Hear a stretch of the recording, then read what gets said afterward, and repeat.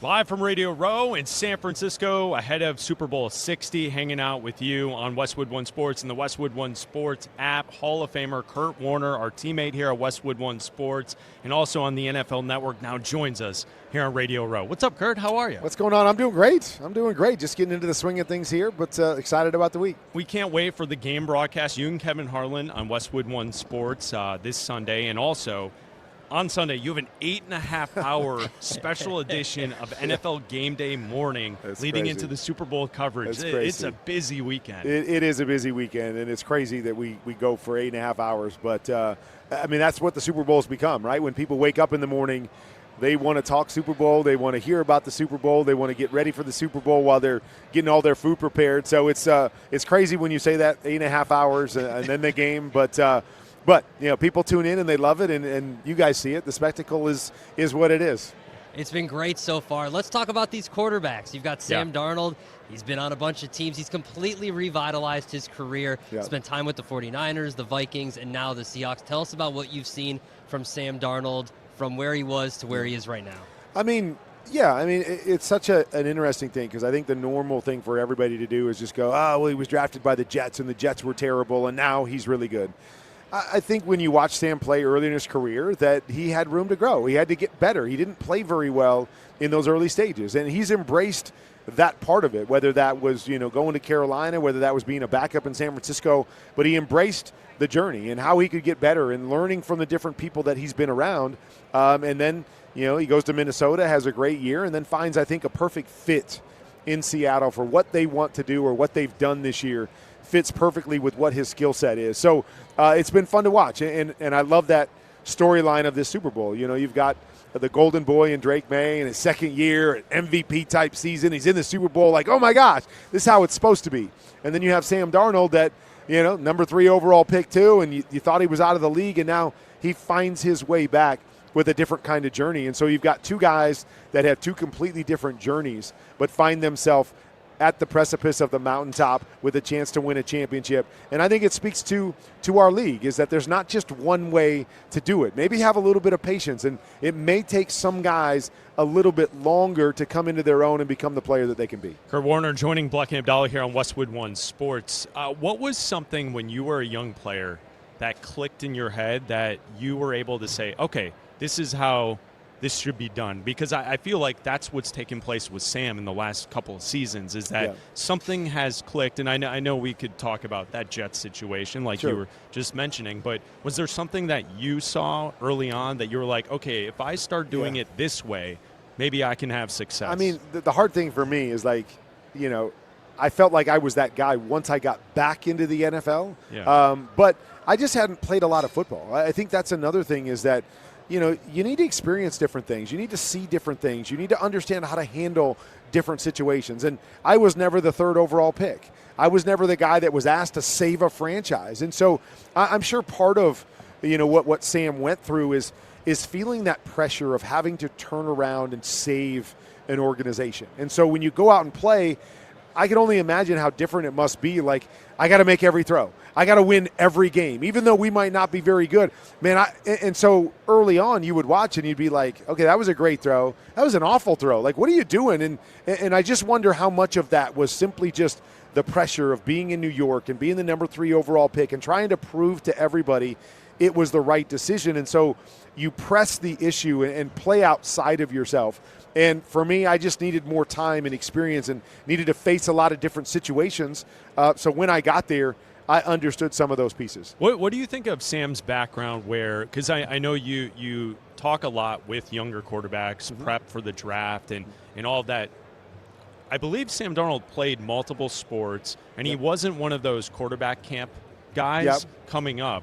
Do you see a difference in the guys that like they're only playing quarterback, the 7-on-7 stuff early, and then someone like Sam Darnold where now years into his career he's starting to flourish where it's a little different? I don't know so much about that. I mean, I'm a firm believer that you play different sports because the different sports teach you different things, and just because you specialize doesn't make you necessarily more advanced or better in certain areas. A lot of it has to do with how you're wired, what you do, how you're taught to play the game.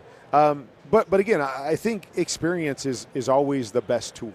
and being around the right guys. Like we could look at Drake Maye, who was good last year when he played, but I think Josh McDaniels has been perfect for him in how he's brought him along and how he's taught him to play the position. It's different than a lot of people are being taught in this league, and I think that's led a great deal to his success. And so finding a team or a situation, I always say that quarterbacks all see the game differently, that you could give 3 really good quarterbacks the same play, and one quarterback would be like, oh, love it, favorite play. Another guy would be like, oh, it's okay, I like it. And then there might be a third guy that goes, I don't like that at all. I don't want to run that because I don't see the game the way that you're telling me I need to see it for this play. And so, like when I got with Mike Martz in St. Louis, we saw the game so perfectly in tune. And so when he would draw a play up or call a play, I knew exactly. I could see it the way he saw it. And so it was like we were like-minded in everything that we were doing. And I was with other guys where I get in there and I'm like, what are we doing here? Like, I don't understand this. What are you asking me to do? What are you hoping to? And so you go into games and you're just not as confident and comfortable. And so finding that, I think, is also really important. I think Drake has found that with Josh.